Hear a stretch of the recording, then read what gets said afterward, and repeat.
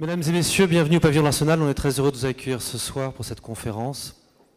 Avant de laisser la parole à l'architecte, j'aimerais remercier celles et ceux qui ont permis cette conférence, en particulier Elke Mittemann, qui est la directrice de la Maison d'Architecture Centre Val-de-Loire, juste à côté de moi.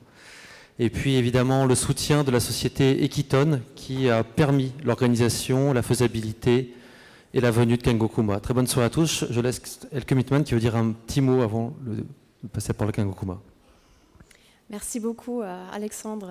On est très heureux. Merci beaucoup pour avoir ce partenariat en tant que Maison de l'Architecture du Centre avec le Pavillon de l'Arsenal. Et encore un grand merci à l'Equiton pour le soutien. Et merci beaucoup, Kengokuma, d'être venu pour cette conférence, d'avoir accepté cette conférence de ce soir. Et que je profite de vous féliciter encore une fois pour le lauréat du Global Award de Sustainability que vous avez reçu hier et que je pense que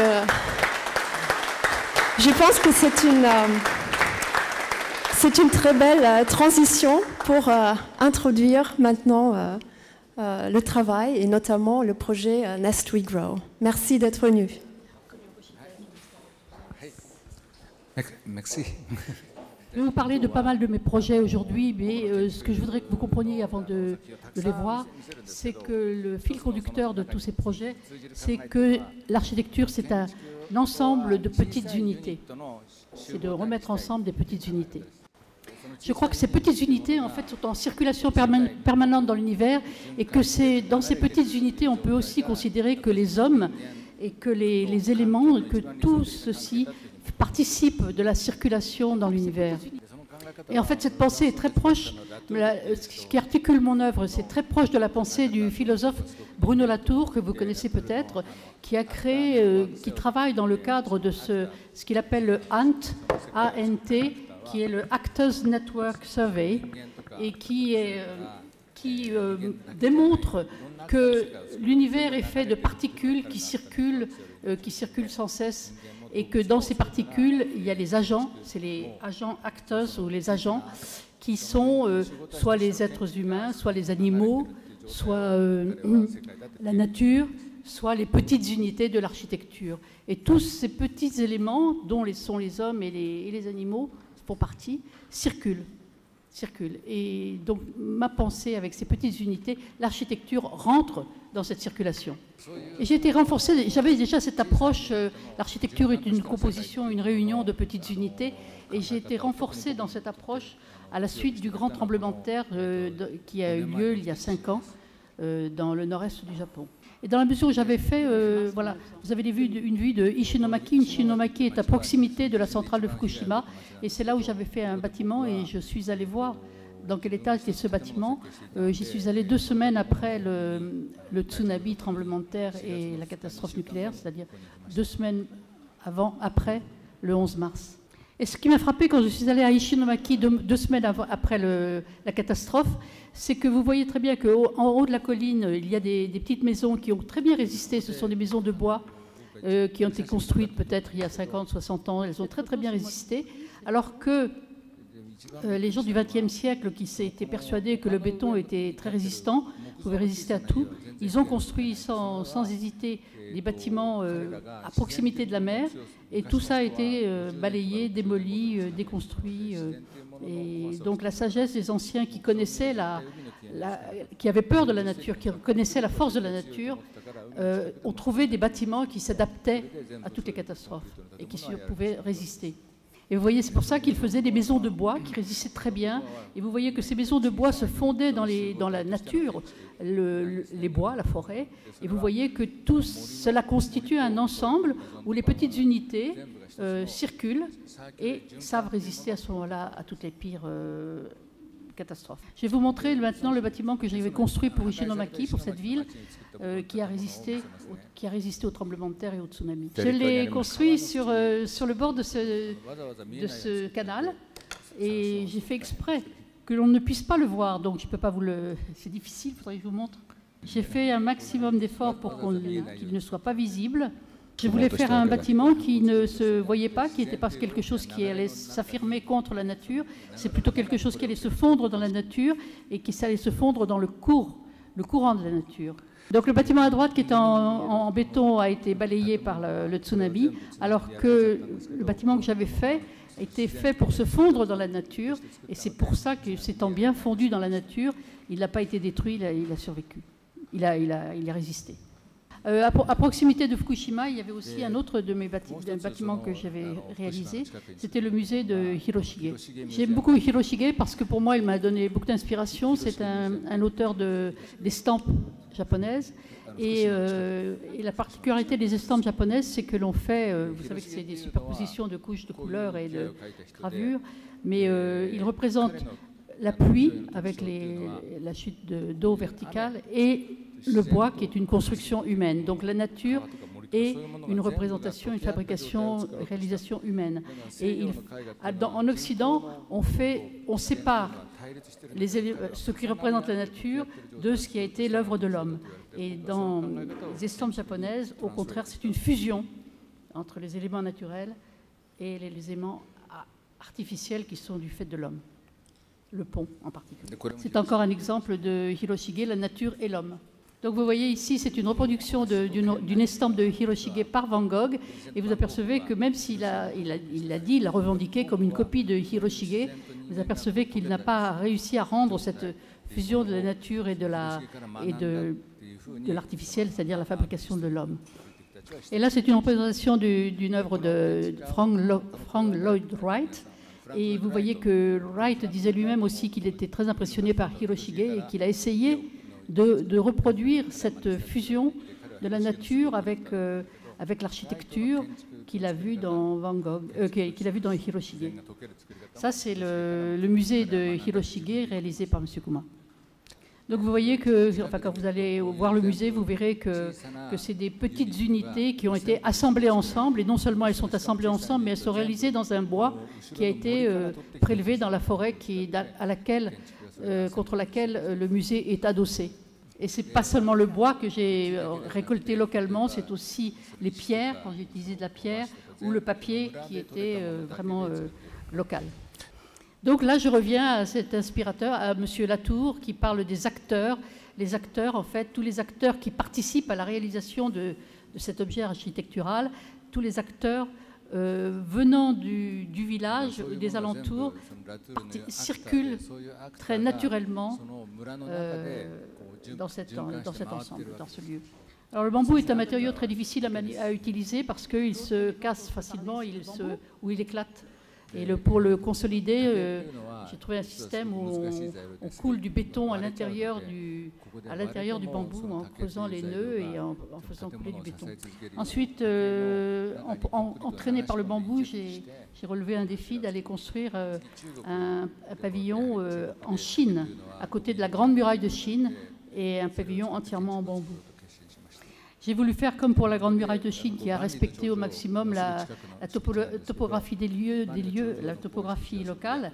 Je n'ai pas voulu mettre à plat le lieu où j'allais construire ce pavillon. J'ai plutôt fait épouser au pavillon la forme de la topographie. Et voilà ce que ça donne. J'ai respecté le plus possible la forme. Et en fait, c'est une salle de pavillon, c'est un pavillon de thé en fait. Et l'endroit où on boit le thé, en fait, c'est très symbolique pour toute l'Asie. C'est un lieu où on échange avec les gens, mais surtout avec la nature. Donc c'est encore cette référence à la circulation des petits éléments avec la nature et avec l'homme, la nature, l'architecture, qui doivent tous participer de ce cercle.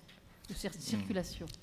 À vrai dire, aujourd'hui, je suis absolument épuisée parce que je suis passée par l'Amérique latine pour venir ici. Enfin, j'ai vraiment fait le tour du monde et j'avais des choses à faire. Et donc, je suis arrivée absolument épuisée. Et en arrivant, j'ai bu du thé. Et ça m'a donné ce contact avec la nature, du thé qui vient de Chine. Et ça m'a redonné une nouvelle vie, revivifiée. L'autre élément auquel j'attache beaucoup d'importance, c'est le bois. Mais alors pas le bois énorme, les poutres. Je vais aussi jusqu'à l'utilisation du bois en tout petits éléments et les plus petits possibles pour essayer de voir les meilleures combinaisons possibles pour que ces petites unités peuvent rejoindre le flux de l'univers. Donc Chidori, en fait, ça veut dire un millier d'oiseaux.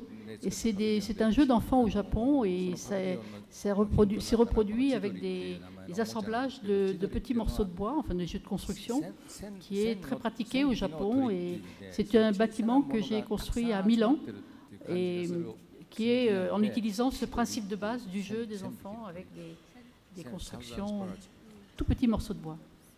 Le Chidori, c'est donc un système de joints très particulier. J'ai utilisé ce système-là pour...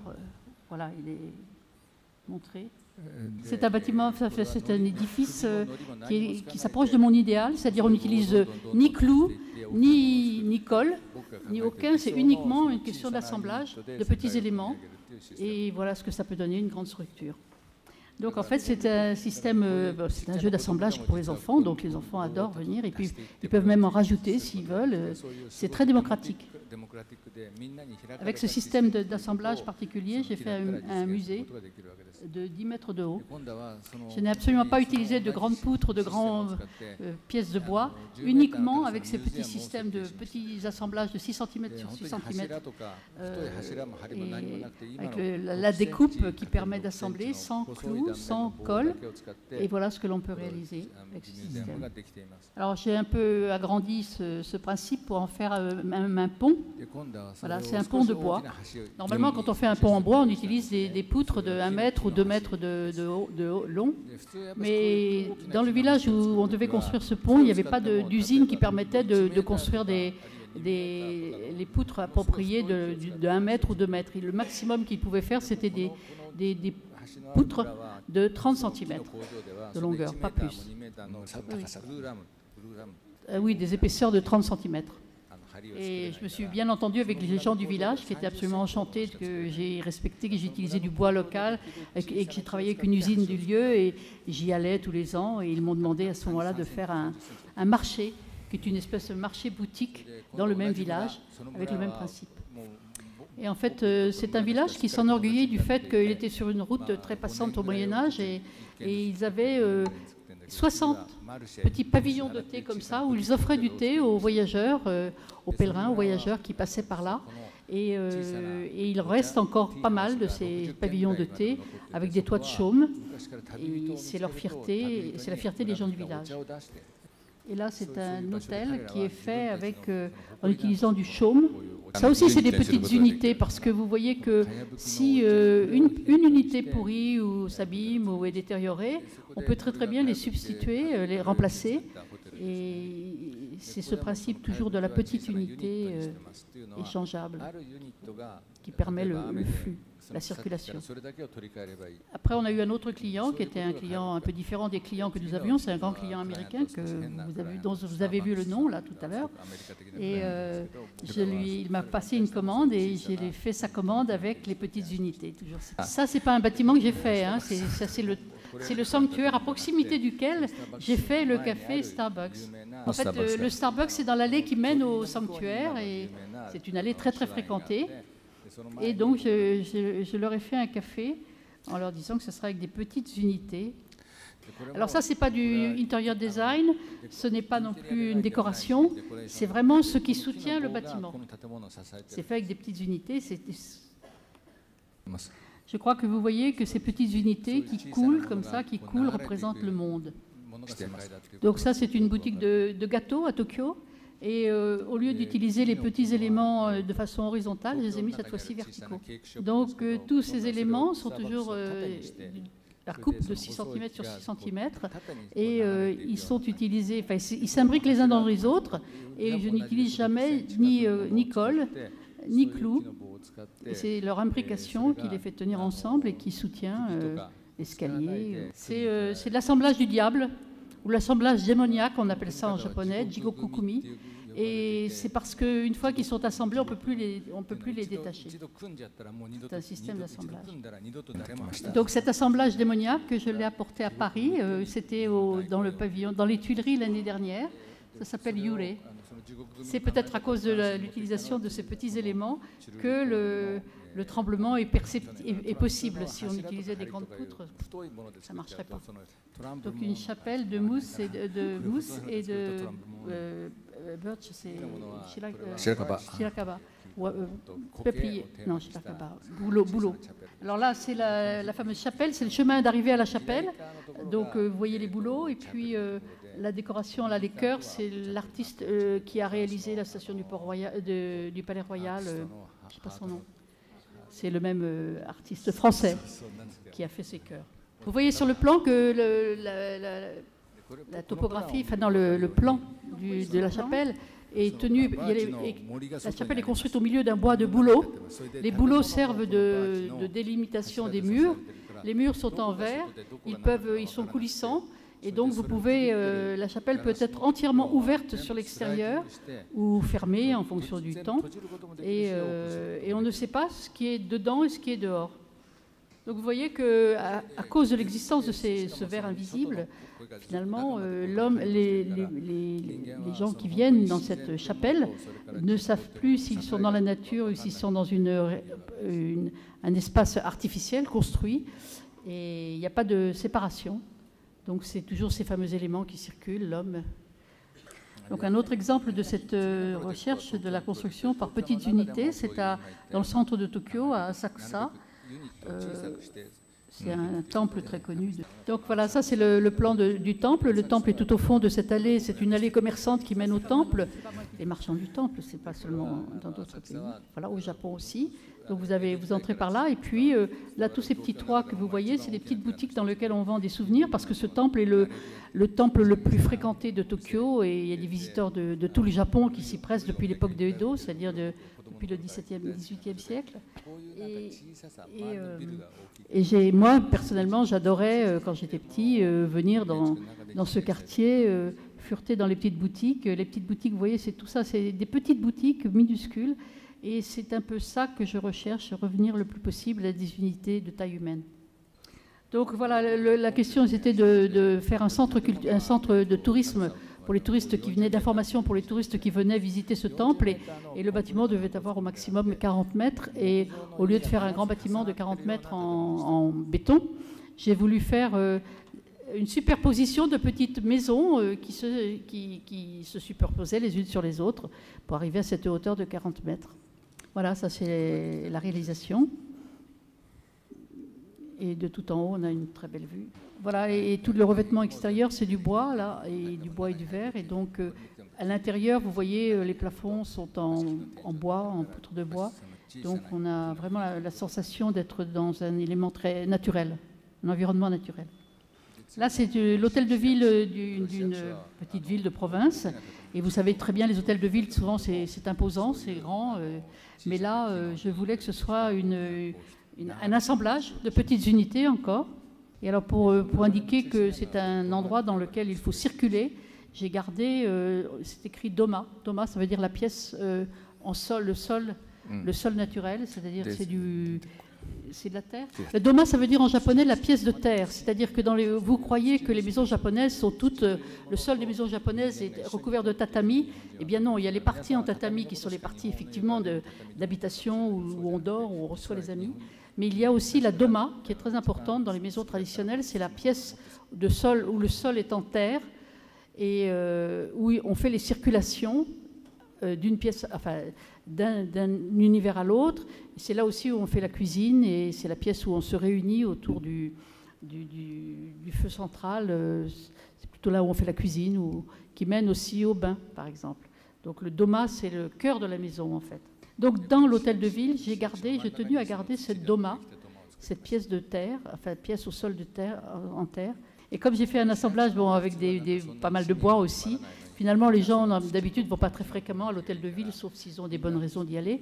Et là, c'est tellement agréable d'avoir ce doma et cette présence du bois que maintenant c'est un lieu de réunion, de rencontre. Les gens viennent flâner même s'ils n'ont rien à faire à l'hôtel de ville.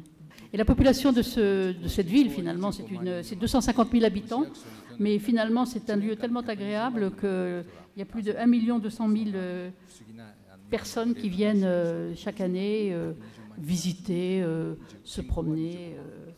Et là, c'est la fabrication traditionnelle de cette région, c'est la soie. Et la soie teinte de couleur naturelle, c'est la soie teinte au kaki. Kaki, c'est le... Enfin, c'est le fruit parsimone, j'ai oublié. Plaque minier. Donc c'est teint au kaki. Et tous les habitants de la région voulaient absolument qu'on utilise les produits de la région, donc ils nous ont apporté. Et là, donc, on a utilisé la soie produite et teinte dans la région pour recouvrir les guichets sur lesquels les fonctionnaires de la ville reçoivent les usagers. Donc j'ai appliqué ce principe de la petite unité aussi et l'utilisation de matériaux locaux à une réalisation que j'ai faite en France, à Besançon, la Cité des Arts et de la Musique. Et j'ai utilisé tout le bois de la région, le savoir-faire de la région. Donc ça, c'est le toit de l'auditorium et c'est des petites unités qui ont tissé le toit de cet auditorium qui représente des nuages. Ça, c'est un projet de Marseille, le FRAC de Marseille. C'est avec des petites unités de verre émaillé, produit en France d'ailleurs, et qui représente le miroitement de la mer et des nuages. Une autre personne qui m'a impressionné ou influencé, c'était Malraux, dans les années 50, quand il a parlé de son rêve de musée sans murs. Et moi, j'essaye de faire des murs qui ne soient pas des murs, faire des édifices sans murs, ou des murs faits de petites unités qui cassent la lourdeur d'un mur. Bon, j'ai été chargée d'une partie de la rénovation des entrepôts McDonald's et là, vous connaissez ces entrepôts qui étaient construits avec des murs bien imposants comme on faisait dans les années 70 en béton.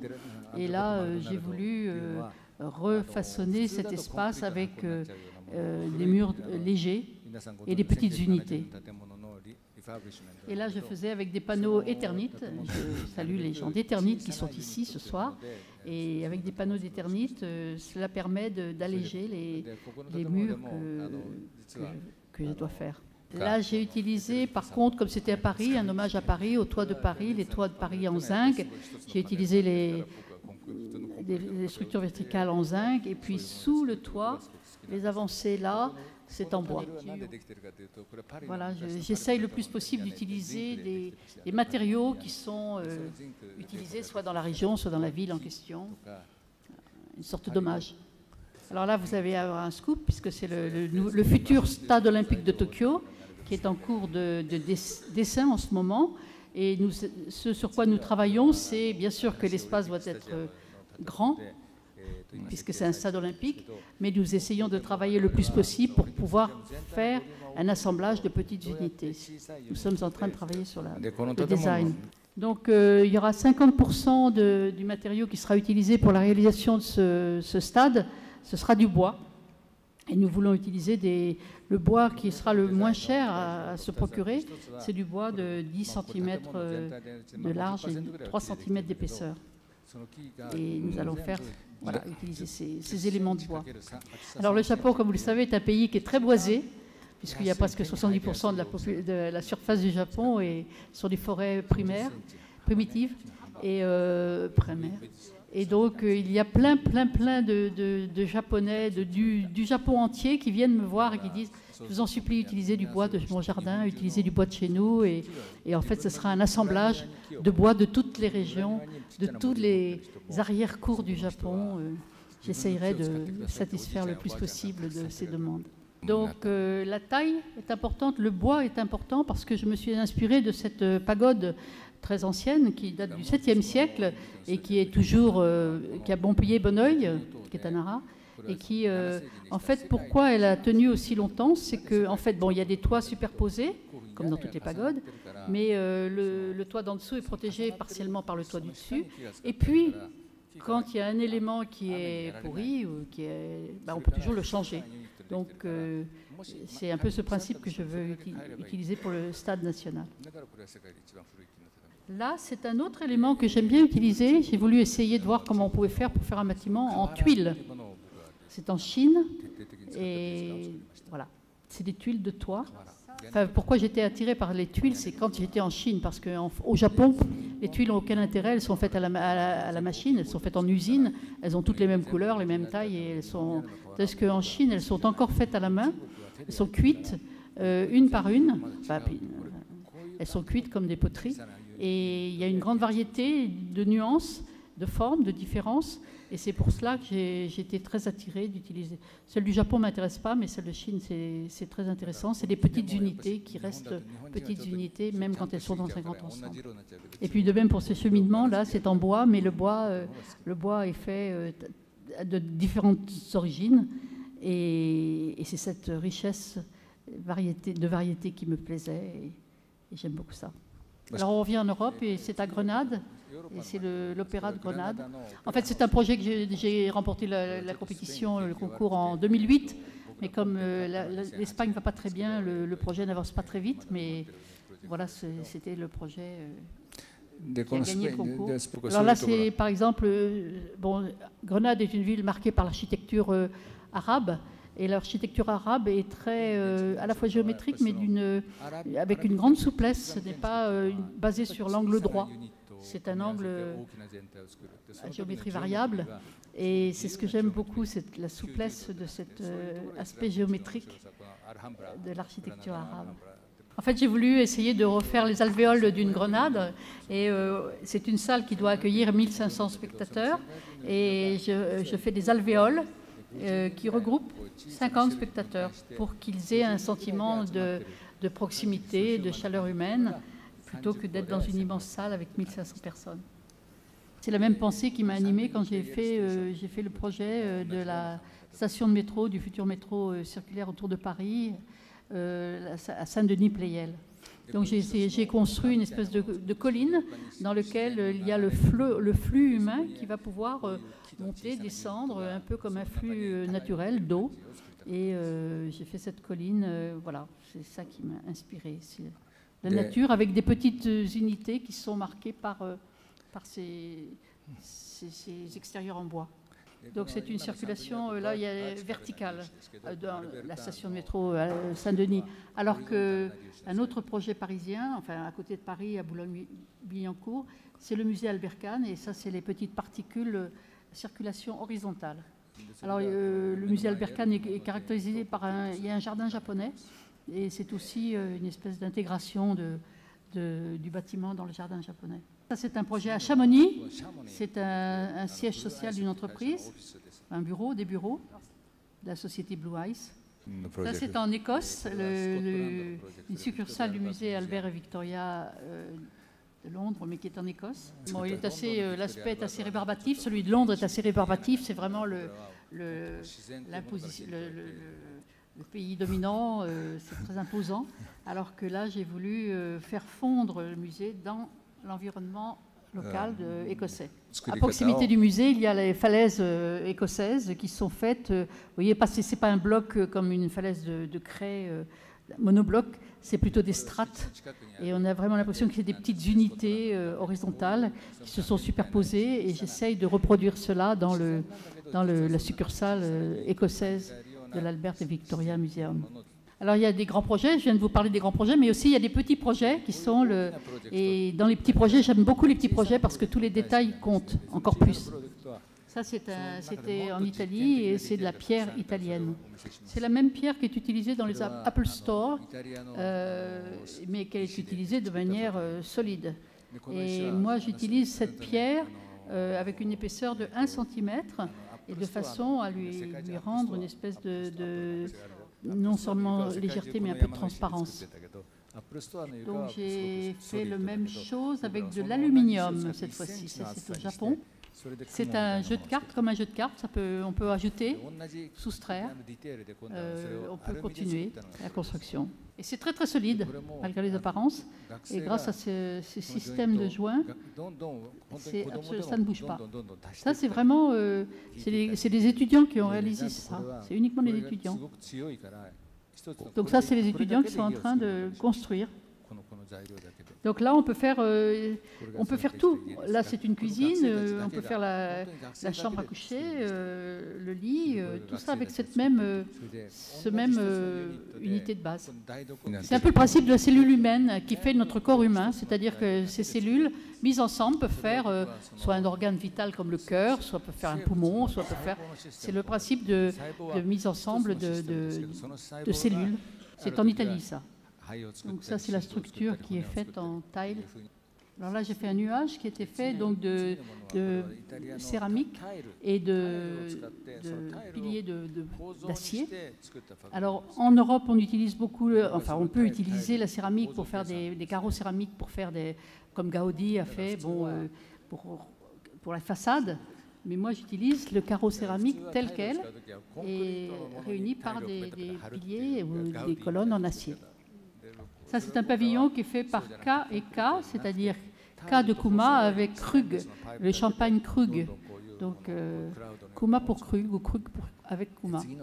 Donc, c'est en parlant avec Olivier Krug, le patron de Krug, que j'ai appris que le champagne pouvait se boire à différentes températures. Quand il était froid, on le buvait, ça accompagnait très bien le poisson, et quand il était chaud, alors j'étais très surpris, j'avais jamais pensé qu'on pouvait boire du champagne chaud. Mais quand il était chaud, on pouvait accompagner la viande très bien. Donc j'ai fait une architecture sur le thème de la température. Alors j'ai fait une architecture avec un matériau qui gardait la mémoire de la forme, et qui changeait sa forme en fonction de la température.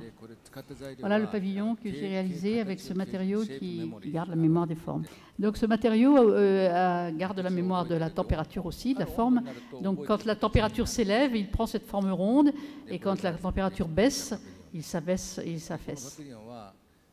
En fait, c'est une exposition qui a eu lieu au MoMA qui m'a donné l'inspiration de cette utilisation. Et c'était sur le delivery, la livraison. Et en utilisant ces polytanks, ces réservoirs multiples, j'ai eu l'idée de faire les bâtiments que vous allez voir. Ça, c'est le polytank, enfin, c'est le réservoir multiple, multiple, que j'ai dessiné moi-même. Donc, il y a des bouchons aux deux extrémités et on peut mettre de l'eau à l'intérieur. J'aime vraiment beaucoup ce qui circule, y compris l'eau, bien sûr. Donc, avec ces polytanks mis les uns avec les autres, on peut faire circuler de l'eau. Voilà, la circulation naturelle. Donc, voilà, le collecteur de chaleur qui est avec des panneaux solaires réchauffe l'eau et l'eau circule et chauffe toute la maison. L'architecture du XXe siècle, c'était une architecture où il y avait les murs, il y avait les canalisations qui faisaient pour les circulations, et puis il y avait les meubles. Et maintenant, on peut passer à une architecture qui est beaucoup plus proche de la cellule humaine, où chaque cellule peut assurer à la fois la protection, la circulation des liquides, des fluides, et puis les objets nécessaires. C'est le principe de l'architecture corps humain. Vous voyez, il y a un lit, là, en bas à droite, et vraiment, c'est fait en polytank, en polyréservoir, et on peut très bien vivre dans un univers comme ça, et ça devient un univers cellulaire, corporel humain. Alors, bon, pour protéger ces polytanks, il y avait une membrane, et cette membrane m'a beaucoup intéressée, donc j'ai fait d'autres choses avec ces membranes. Ça, c'est un bâtiment qu'on peut faire en 15 minutes.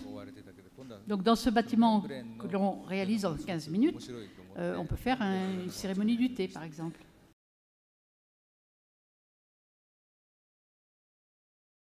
Le concept, c'est le parapluie.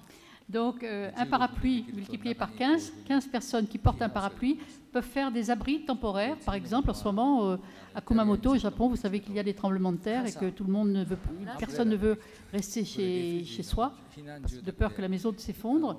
Donc, il suffit de se réunir à 15 pour faire, avec des parapluies, 15 parapluies, on peut faire un abri temporaire. Donc ça, c'est les étudiants qui ont réalisé cet abri et ils l'ont fait avec 15 parapluies.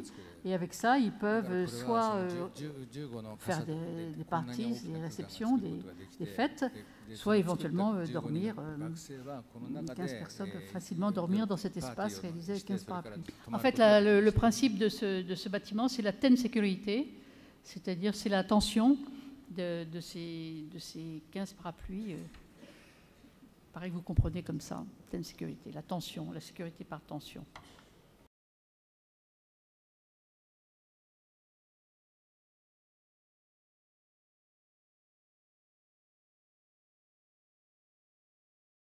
Alors maintenant, on va vous parler du projet qui nous réunit ce soir, qui est le projet qui est réalisé à Hokkaido, dans la prairie de Memu. C'est une fondation qui a acheté un grand terrain, enfin un grand pâturage à Hokkaido. Hokkaido est plein de pâturages, pour les chevaux en particulier ou les vaches. Et cette fondation a acheté un très grand terrain pour pouvoir y faire construire des expériences d'architecture sustainable, durable. Donc c'est moi qui ai réalisé le premier projet dans cette et en fait mon premier projet dans ce grand pâturage, ça a été ces maisons qui sont réalisées en feuilles de bambou. Et j'ai eu l'idée en voyant les maisons traditionnelles réalisées par les Aïnous, qui sont les habitants premiers du Japon. Dans cette île de Hokkaido, il y avait les Aïnous, et les Aïnous avaient développé leur propre culture et faisaient des constructions en feuilles de bambou. Et j'aime beaucoup ce matériau qui est particulièrement souple. Donc en étant impressionné par ce matériau souple, j'ai voulu les copier. J'ai utilisé un matériau de la toile, du tissu, en l'utilisant en deux épaisseurs, faisant circuler de l'air entre ces deux épaisseurs de tissu. Ça fait une isolation naturelle qui permet... Hokkaido est une île qui est située au nord du Japon, où il peut faire moins 30 degrés. Et même par moins 30 degrés, la chaleur est préservée à l'intérieur de la maison. On n'a pas besoin de murs, ça suffit, cette double épaisseur de tissu. Donc dans cet immense pâturage, moi j'ai réalisé le premier projet expérimental d'exemple d'architecture durable. Et les étudiants du monde entier, alors chaque année, c'est... Ça c'était à peu près il y a 10 ans. Et après, des étudiants du monde entier soumettent des projets, il y a un jury international qui décide que tel projet doit être réalisé. Et depuis, il y en a eu 9 qui ont été construits autour de cette première maison. Il n'y a pas encore eu d'étudiant français qui ait gagné à ce concours. Et ça, voilà, nous arrivons au projet qui nous réunit. Donc c'est Nest We Grow, qui est un projet des étudiants en architecture de Berkeley, qui a gagné le concours de l'année dernière et qui est maintenant réalisé donc, sur cette prairie de Memu, à Hokkaido. Et j'aime beaucoup ce projet. Et en fait, c'est des élèves d'une professeure d'architecture de Berkeley, Madame Dana Buntrock, et qui a vécu 10 ans au Japon, qui a beaucoup aimé, qui s'est laissé gagner par la beauté des bois japonais et l'architecture en bois en particulier. Et c'est pour cela qu'avec ses étudiants, ils ont présenté ce projet qui maintenant est réalisé dans la prairie de Memu. Ce que j'aime dans ce projet, c'est que il y a des petites unités qui gravitent tout autour du centre du projet, qui est l'âtre, la cheminée. Vous voyez sur le côté, il y a du saumon, il y a des légumes qui sèchent, il y a beaucoup de choses. Mais tous ces petits éléments, ce sont tous des acteurs. Et la circulation, Actor Network. Et ce sont tous des produits locaux. Les saumons ont été pris dans la rivière d'à côté. Les légumes qui sont en train de sécher là, sont dans les champs d'à côté. Et tous ces acteurs coexistent dans une harmonie de bonne aloi. Vraiment, j'aimerais bien qu'une équipe française gagne une fois ce concours. Donc ça, c'est les étudiants qui sont en train de plancher pour faire ce projet. Ils viennent, ils travaillent, ils le font. Et les paysans du coin qui participent, qui apportent leurs produits, qui disent qui veulent participer. Les saumons, voilà, je suis là avec les étudiants. C'est dans un endroit comme ça, vous avez vu le lieu et il y a une très belle forêt. Voilà, j'ai voulu terminer sur ce projet pour vous montrer que tout ce qui est sur cette terre, nous y compris, l'architecture y compris, ce sont des acteurs de la nature, de l'environnement, et que en travaillant avec des petites unités en opposition avec ce qui a été fait au XXe siècle, où c'était des gros bâtiments bien lourds, en béton, bien solides, il faut le plus possible travailler sur des petites unités qui correspondent à notre taille de petits acteurs de façon à nous fondre dans le flux de la nature. L'architecture est aussi un acteur, nous sommes des acteurs, tout ce qui est sur cette terre est des acteurs, il faut que petites unités qui circulent tous en bonne entente. Merci. Voilà, merci beaucoup.